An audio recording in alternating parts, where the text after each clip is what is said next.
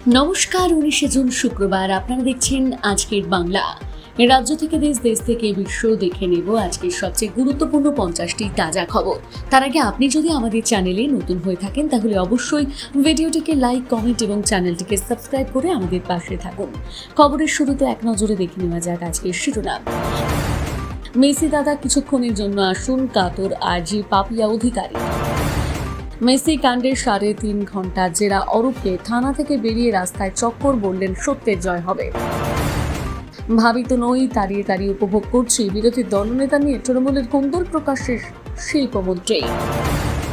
ছেলে এখন বিধায়ক, তবুও ডেউচা বাসস্ট্যান্ডে চা তেলে ভাজা বিক্রি করছেন কৃষ্ণকান্তের বাবা, কর্নিশ জানাচ্ছে বীরভূমবাসী। বিরোধী দলনেতা পদে আপাতত বহাল রইলেন ঋতব্রত, কোন অন্তর্বর্তী নির্দেশ জারি করল না হাইকোর্ট, চা হল হলফনামা। উদয়ন গুহ থানা থেকে বেরোতেই দিন বৃষ্টি, উড়ে এলো দ্রুত, প্রাক্তন মন্ত্রীকে বাঁচাতে হেলমেট বর্ম। রায়গঞ্জ নয়, শিলিগুড়িতে এইমস, ফাঁসি দেওয়া মাটিকারা নকশাল বাড়িতে জমি দেওয়া শুরু। নিজের পরিবারের কাছে নিরাপদ নন মমতা, অগ্নিমিত্রা পালের বিস্ফোরক দাবিতে তোলপাড় রাজ্য রাজনীতি। আরও বিপাকে জাহাঙ্গীরের স্ত্রী অস্ত্র বিস্ফোরণ আইনের মামলায়। বিধানসভায় আলাদা ঘর বলার জন্য সময় পাবেন, আশ্বাস দিয়েছেন শুভেন্দু। বৈঠকের পর দাবি কুণাল, শোভন, মদনদের। অন্নপূর্ণা তথ্য আপলোডে বাধা, গ্রেপ্তার জিয়াগঞ্জের পুরপ্রধান, চলল ডিম থেরাপি। নারী নির্যাতনে রাজ্যে জিরো টলারেন্স, অনুপ্রবেশ তোলাবাজি ইস্যুতে কঠোর অবস্থান, নতুন সরকারের ভূমিকাকে কর্নিশ রাজ্যপালের। প্রতিশ্রুতি পূরণে বড় পদক্ষেপ, 4 জেলায় মেডিকেল কলেজ তৈরিতে তোড়জোড় শুরু স্বাস্থ্য দপ্তরের। মেসি কাণ্ডে বিধাননগর দক্ষিণ থানায় হাজিরা দিলেন অনুপ বিশ্বাস, 3 বার হাজিরা এড়িয়েছিলেন প্রাক্তন ক্রীড়ামন্ত্রী। ইডির জালে মনোরঞ্জন মণ্ডল, কয়লা পাচার কাণ্ডে গ্রেপ্তার বারাবণী থানার প্রাক্তন ওসি। তৃণমূলের অ্যাকাউন্টে লেনদেন বন্ধ রাখুন, ব্যাংকে চিঠি দিলেন কোষাধ্যক্ষ অরূপ বিশ্বাস, আরও বেকায়দায় মমতা। হলতাকাণ্ডে আরও বিপাকে পুষ্পা, জাহাঙ্গীরের স্ত্রী, অস্ত্র এবং বিস্ফোরণ আইনে নতুন মামলা, থানায় হামলায় ধৃত আরও 7। যোগ দিবসের অনুষ্ঠান হবে রেড রোডে, হস্তক্ষেপ করল না কলকাতা হাইকোর্ট, পথ খালি করতে হবে 21শে জুনের পর। সাগরে জোড়া টর্নেডো, নদীর জল উঠল শূন্যে, তারপর আকাশ কালো করে নেমে এলো বৃষ্টি, চলল ঝড়ের তাণ্ডব। ঋতব্রত সন্দীপনেরা তৃণমূলের বিধায়ক, বহিষ্কারের সিদ্ধান্তে আগে স্থগিতাদেশ দিয়েছে আদালত। নির্দেশে কি বলা হয়েছে? 14 দিনে কিচ্ছু পায়নি পুলিশ, যে কোনো শর্তে জামিন চাইলেন স্বরূপ বিশ্বাস। রন্ধ্রে তোলাবাজি পাল্টা দাবি রাজ্যের। ঋতব্রত 58 বনাম কালীঘাট 14, বিধানসভায় 2 ভাগে ভাগ হল তৃণমূল, বিদ্রোহী শিবিরে ববি, আলাদা বসলেন কুণাল, মদনরা। টিকিট না পাওয়া বিজেপির 16 জন প্রাক্তন বিধায়ককে বিধানসভায় ডেকে কথা শুভেন্দুর, আশ্বাস দল ভাবছে। তৃণমূলের অ্যাকাউন্টে বিপুল টাকা লেনদেন বন্ধে কেন চিঠি দিলেন অরূপ, পিঠ বাঁচাতেই বিশ্বাস ভাঙলেন মমতা। পচা ডিমের মিশনায় এবার উদয়ন, ডিম্বাস্ত্র থেকে বাঁচতে হেলমেট পরিয়ে কোর্টে নিয়ে যাওয়া হলো প্রাক্তন মন্ত্রীকে। কলকাতা, নদিয়ার 3 জায়গায় তল্লাশি এনআইএ, ঝাড়খণ্ডের মাওবাদী নাশকতার সঙ্গে যোগ, নজরে যাদবপুরের প্রাক্তনী। আরজিকর কাণ্ড, শ্মশানে তথ্য সংগ্রহের পরের দিন পানিহাটির প্রাক্তন বিধায়ক নির্মলকে দপ্তরে ডেকে পাঠালো সিবিআই। দুর্নীতি দমন, অনুপ্রবেশকারী বিতরণ থেকে বেআইনি দখল রুখতে অভিযান, ভয় কাটিয়ে ভরসা ফেরার বার্তা রাজ্যপালের। মমতার রক্ষী ফেরানো রাজ্য নিয়ে কালীঘাটপন্থী 6 বিধায়ক মুখ্যমন্ত্রীর কাছে পছন্দের লোক মিলবে না, সাফ কথা শুভেন্দু। শকুন্তলাকে স্পেশাল হোমগার্ডে চাকরি দেওয়ার প্রক্রিয়া শুরু, রাজ্যের সুদিন ফেরার আশায় পরিবার। যোগ কোনো চাপিয়ে দেওয়ার বিষয় নয়, প্রধানমন্ত্রী মোদীর সফরের আগে নবান্ন থেকে বার্তা মুখ্যমন্ত্রী শুভেন্দু। বর্ষার আগে হাওড়া শহরের সব নালা পরিষ্কার, বিদ্যুৎ পৃষ্ঠ রুখতে পদক্ষেপের আশ্বাস মন্ত্রী অগ্নিমিত্রার। পর্যটকদের জন্য সুখবর, ফেব্রুয়ারিতে খুলছে রাক্ষসে আগুন, ছাই হয়ে যাওয়া হলক বাংলো। G7 শীর্ষ সম্মেলনে মোদীর পাখির চোখ, বিদেশি লগ্নি, বৈঠক করলেন ফরাসি শিল্প সংস্থানগুলোর সিইওদের সঙ্গে। থানায় ডেকে ইলেকট্রিক শক দিয়ে মার, ডায়মন্ড হারবারের প্রাক্তন পুলিশ কর্তার বিরুদ্ধে এফআইআর। থানা থেকে বেরোতেই উঠল চোর চোর স্লোগান, চন্দননগরে 2 হেভিওয়েট তৃণমূল নেতার কি দশা হলো জানুন। আলিপুর আইনজীবীর চেম্বারে ঘাপটি মেরে রইলেন অরূপ, ঘরের আলো নিবলেও ডিম ছড়ার জন্য আকুপাকু ক্ষুব্ধ জনতা। বিধানসভার সই জাল কাণ্ডে এবার কল্যাণকে জিজ্ঞাসাবাদ করতে চায় সিআইডি, সাংসদের ফোন আধিকারিকের। অরূপ এখন আর কোষাধ্যক্ষ নন, তৃণমূলের অ্যাকাউন্ট বন্ধের চিঠি জল্পনা উড়িয়ে দাবি কুণাল ঘোষের। কংগ্রেসে মিশে যাওয়ার ছক উদ্ধবের, স্পিকারের কাছে বিস্ফোরক দাবি 6 বিদ্রোহী সাংসদের, সংকটে উদ্ধব। বহরমপুর পুরসভার চেয়ারম্যান পদ থেকে হঠাৎই পদত্যাগ করলেন নারুগোপাল, কাউন্সিলরদের বৈঠকের পরই চমকে দেওয়ার সিদ্ধান্ত। মিড ডে মিলে এক মুঠো ভাত বেশি চেয়েছিল শিক্ষাকর্মীর, মারে কপাল ফাটল পঞ্চম শ্রেণীর ছাত্রের। দক্ষিণ 24 পরগনার জমি দখল করে বেআইনি নির্মাণ, 18 বছর পর প্রাক্তন পঞ্চায়েত প্রধানের বিরুদ্ধে এফআইআরের সুপারিশ লোকায়ুক্তের। বাঘ সংরক্ষণের লক্ষ্যে হাতিয়াল, হেসেল আর হাঁড়ি সুন্দরবনে পর্যটন আকর্ষণে কর্মশালার আয়োজন করল শের। সুন্দরবনের গভীর জঙ্গলে বধূর ওপর হামলা, বাঘের বাঁচাতে প্রাণপণ লড়াই স্বামীর, তারপর অতি ভারী বর্ষণে ফের ধস, পাহাড়ে অবরুদ্ধ শিলিগুড়ি সিকিম যোগাযোগের লাইফলাইন, 10 নম্বর জাতীয় সড়ক। রাজ্যসভা ভোটে কংগ্রেস প্রার্থীর হার, ঝাড়খণ্ডে ক্রস ভোটিং এর ভয় করে জয়ী হলেন বিজেপি সমর্থিত নির্দল। ন্যাশনাল ডিফেক্টর্স অ্যালায়েন্স এনডিএ দলত্যাগীদের জোট, কটাক্ষ জয়রাম রমেশের। ধেয়ে আসছে মেঘ ভাঙা দুর্যোগ, দক্ষিণবঙ্গে অবশেষে আবহাওয়ার ভোল বদল, ঝেঁপে বৃষ্টির পূর্বাভাস এই জেলাগুলোতে। এবারে চোখ রাখবো বিস্তারিত খবরের দিকে। তার আগে আপনি কোন জেলা থেকে আমাদের ভিডিওটি দেখছেন অবশ্যই কমেন্ট করে জানাবেন। অন্নপূর্ণা ভান্ডার প্রকল্পের টাকা কবে মিলবে তা নিয়ে সাধারণ মানুষের মধ্যে দীর্ঘদিন ধরেই নানা প্রশ্ন ও জল্পনা চলছিল। অবশেষে সেই বিষয়ে স্পষ্ট বার্তা দিলেন মুখ্যমন্ত্রী শুভেন্দু অধিকারী। দক্ষিণ 24 পরগনার ফলতায় আয়োজিত এক জনকল্যাণ শিবিরে তিনি জানান, যারা ইতিমধ্যে অন্নপূর্ণা ভান্ডার প্রকল্পের জন্য আবেদন করেছেন এবং যাদের নথি যাচাইয়ের প্রক্রিয়া সম্পূর্ণ হয়েছে, তারা আগামী 1 জুলাই থেকে ব্যাংক অ্যাকাউন্টে জুন মাসের অনুদানের টাকা পেতে শুরু করবেন। মুখ্যমন্ত্রী বলেন, নতুন সরকারের অন্যতম লক্ষ্য হল প্রকৃত উপভোক্তাদের হাতে সরাসরি সরকারি সুবিধা পৌঁছে দেওয়া। সেই কারণে আবেদনকারীদের সমস্ত তথ্য খতিয়ে দেখে যাচাই বাছাইয়ের কাজ করা হচ্ছে। তিনি দাবি করেন, আগের সরকারের সময় বিভিন্ন সামাজিক প্রকল্পে ব্যাপক অনিয়ম হয়েছিল। বিশেষ করে লক্ষ্মীর ভান্ডার প্রকল্পে ভুয়ো উপভোক্তার নাম অন্তর্ভুক্ত হওয়ার অভিযোগ ছিল। এমনকি বহু পুরুষও বেআইনিভাবে এই প্রকল্পের সুবিধা পেয়েছেন বলে অভিযোগ করেন তিনি।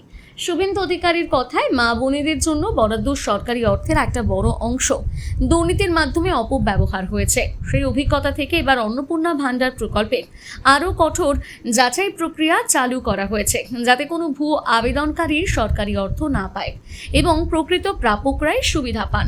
সম্প্রতি অন্নপূর্ণা ভান্ডারের আবেদনপত্রে পরিবারের বিভিন্ন তথ্য চাওয়া নিয়ে বিতর্ক তৈরি হয়েছিল। আবেদনকারীর পরিবারের সদস্য সংখ্যা, আর্থিক অবস্থা এবং সন্তান কোথায় পড়াশোনা করে সেই তথ্য জমা দিতে বলা হয়েছে। এই বিষয় নিয়ে সাধারণ মানুষের মধ্যে নানান প্রশ্ন উঠেছিল।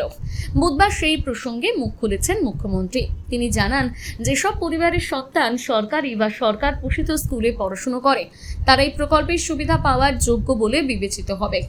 অন্যদিকে কোনো ছাত্রছাত্রী যদি বেসরকারি স্কুলে পড়াশোনা করে, তবে সেই স্কুলটি সরকারের অনুমোদিত হতে হবে।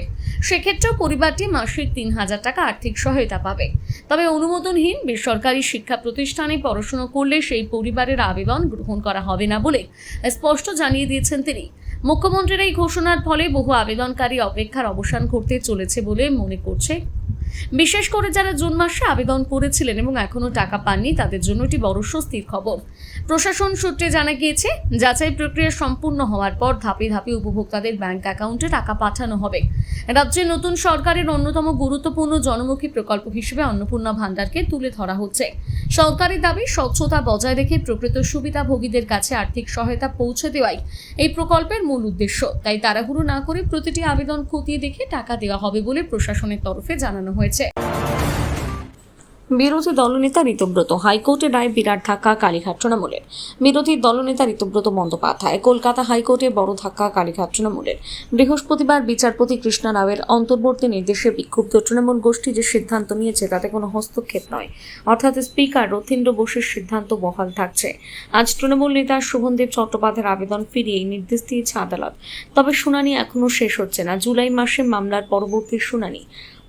নির্বাচনে তৃণমূলের পরাজয়, বিধানসভায় পরিষদীয় নেতা নির্বাচন ঘিরে সই জালিয়াতি কাণ্ড, দলের একাংশের বিদ্রোহ ঘোষণা, ঋতব্রত বন্দ্যোপাধ্যায়, সন্দীপন সাহাকে বহিষ্কার, তাদেরই বিধানসভায় বিরোধী নেতা হিসেবে নির্বাচন, বিধায়কদের অধিকাংশের তাদের বিধানসভা স্পিকারের সম্মতি, মামলা দায়ের মমতার বিরোধী দলনেতা শোভনদেবের। সেই মামলায় হাইকোর্টের অন্তর্বর্তী রায় কালীঘাট তৃণমূলের বিরুদ্ধে। আদালতের এই নির্দেশের পর বিধানসভায় আপাতত আর কোনো আইনি জটিলতা থাকলো না। বিরোধী দলনেতা হিসেবে ঋতব্রত নিজের কাজ শুরু করতে পারেন। বাকিরা বিধায়ক রাজ্যে দায়িত্ব পেয়েছেন, অর্থাৎ উপদলনেতা হিসেবে শিউলি সাহা, জাভেদ খান, সন্দীপন সাহা, মুখ্য সচেতক হিসেবে আকরুজ্জামান কাজ চালিয়ে যেতে পারেন। এদিন সন্দীপন বলেন, স্পিকারের পরও হাইকোর্ট আমাদের স্বীকৃতি দিল, আমরা নিয়ম মেনে সবটা করেছি, আমাদের যা দায়িত্ব তা পালন করব। উল্লেখ্য, বৃহস্পতিবার শুরু হচ্ছে বাজেট অধিবেশন। রাজ্যপাল আর.এন. রবির ভাষণের মাধ্যমে এই অধিবেশনের কাজ শুরু হয়েছে। 22 জুন রাজ্য পূর্ণাঙ্গ বাজেট পেশ করবে নতুন অর্থমন্ত্রী স্বপন দাস। এই বিধানসভায় বিরোধী দলনেতা হিসেবে দায়িত্ব পালন করবেন ঋতব্রত। তার পাশেই বসবেন কালীঘাট তৃণমূলের বর্ষিয়ান নেতা শোভনদেব চট্টোপাধ্যায়। এমনটাই খবর বিধানসভার সচিবালয় সূত্রে। মেসি কাণ্ডে 3.5 ঘন্টা জেরা অরূপকে, থানা থেকে বেরিয়ে রাস্তায় চক্কর, বললেন সত্যের জয় হবে। মেসি কাণ্ডে অবশেষে বিধাননগর দক্ষিণ থানায় সশরীরে হাজিরা দিলেন রাজ্যের প্রাক্তন ক্রীড়ামন্ত্রী অরূপ বিশ্বাস। বৃহস্পতিবার সকালে 3.5 ঘন্টারও বেশি সময় ধরে পুলিশি জিজ্ঞাসাবাদের মুখোমুখি হন তিনি। তবে থানা থেকে বেরোনোর পর প্রাক্তন মন্ত্রী যেন বাড়ির পথই ভুলে গেলেন। গাড়ি চড়ে আলিপুর হয়ে কলকাতার বিভিন্ন রাস্তায় বেশ কিছুক্ষণ চক্কর কাটতে দেখা যায় তাকে। এর মাঝে গাড়ি থেকে দুবার নেমে সাংবাদিকদের মুখোমুখি হয়ে মেসি কাণ্ডে প্রথমবার মুখ খোলেন অরূপ। সাংবাদিকদের প্রশ্নের উত্তরে প্রাক্তন ক্রীড়ামন্ত্রী জানান, তদন্তাধীন বিষয় নিয়ে আমি বাইরে কিছু বলবো না, যা বলার তা আদালতে বলবো। সেই সঙ্গে তার প্রত্যয়ী দাবি শেষ পর্যন্ত সত্যের জয় হবে। কলকাতার রাস্তায় ঘোরার ফাঁকে তিনি আলিপুর আদালতে গিয়ে নিজের আইনজীবীদের সঙ্গে দেখা করেন। এদিকে পুলিশ সূত্রে খবর, মেসি কাণ্ডের তদন্তে আগামী 22 জুন ফের অরূপ বিশ্বাসকে তলব করা হয়েছে। আগামী সোমবার তিনি আবারও হাজিরা দেবেন বলে নিজেই সংবাদ মাধ্যমকে নিশ্চিত করেছেন। গত ডিসেম্বর মাস থেকে লিওনেল মেসির সফরকে কেন্দ্র করে রাজ্য রাজনীতি এবং ক্রীড়া মহলে হইচই। রাজ্যের সরকার বদলের পরপর মেসির ভারত সফরের মূল উদ্যোক্তা শতদ্রু দত্ত প্রাক্তন ক্রীড়ামন্ত্রী অরূপ বিশ্বাসের বিরুদ্ধে থানায় মামলা দায়ের করেন। শতদ্রুর করা মূল অভিযোগগুলো হলো, মেসির সফরের জন্য যুব ভারতীতে মোট 70,000 টিকিট তৈরি করা হয়েছিল। অভিযোগ, তৎকালীন মন্ত্রী অরূপ বিশ্বাস গাজুয়ারি করে একাই তার মধ্যে দিয়ে 22,000 টিকিট নিয়ে নেন।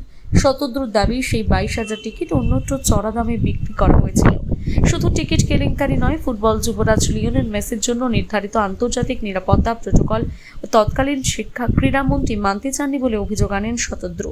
এই সমস্ত অভিযোগের ভিত্তিতে জিজ্ঞাসাবাদের জন্য বিধাননগর পুলিশের আগে 3বার নোটিশ পাঠিয়েছিল অরূপ বিশ্বাসকে, কিন্তু বরাবরই হাজিরা এড়িয়ে যান তৃণমূল নেতা।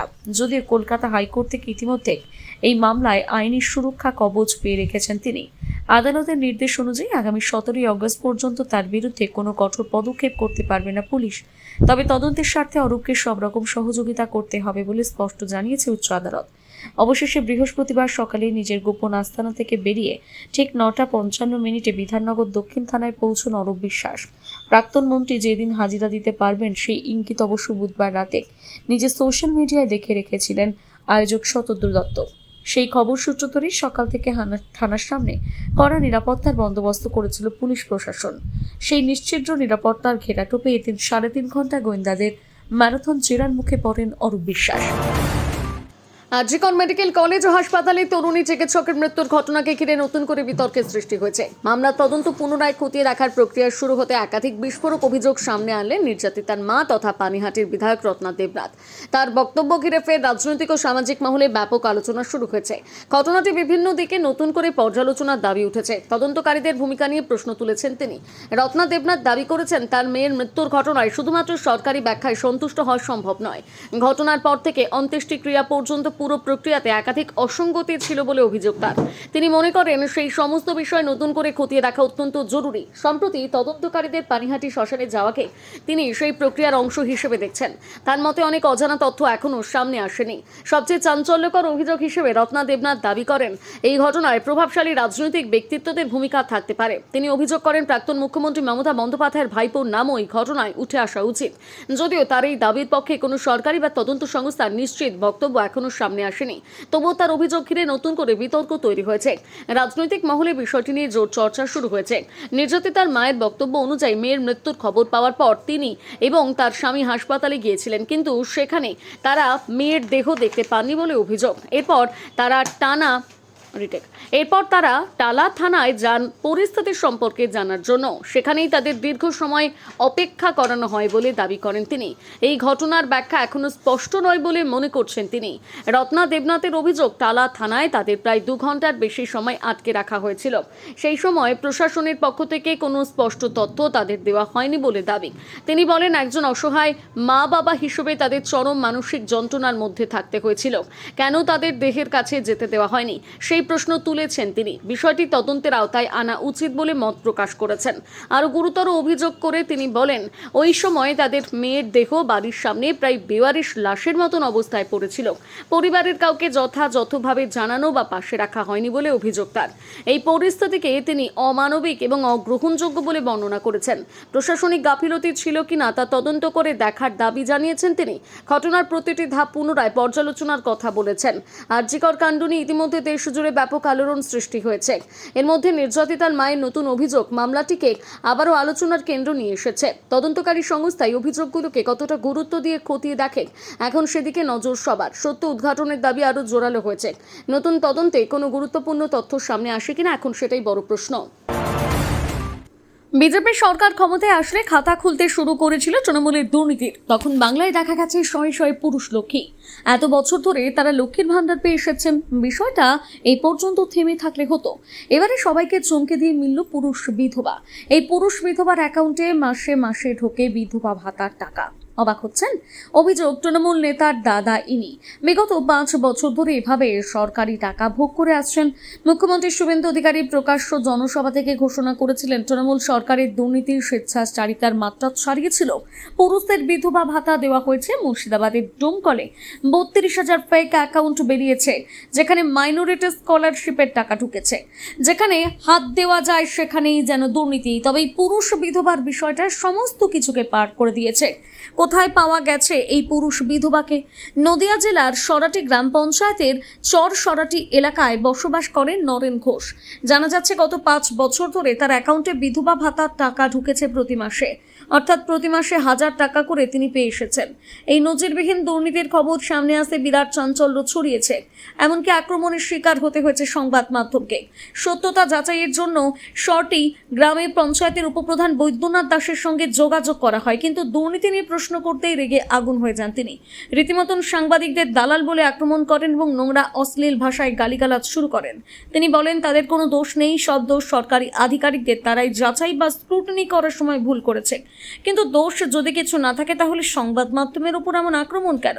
এখানেই ডালমে কুচ কালা দেখছেন অনেকে। স্থানীয় বাসিন্দাদের একাংশ স্পষ্ট অভিযোগ করছেন, তৃণমূলের পঞ্চায়েত সদস্য, প্রধান, উপপ্রধান এবং অঞ্চলের নেতারা পুরো বিষয়টি আড়াল করে রেখেছিলেন। তারাই এই কাজে জড়িত।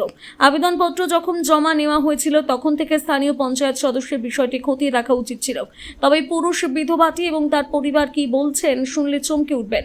নরেন বাবুর স্ত্রী সুমতি ঘোষের দাবি, তারা কখনোই বিধবা ভাতার জন্য আবেদন করেননি।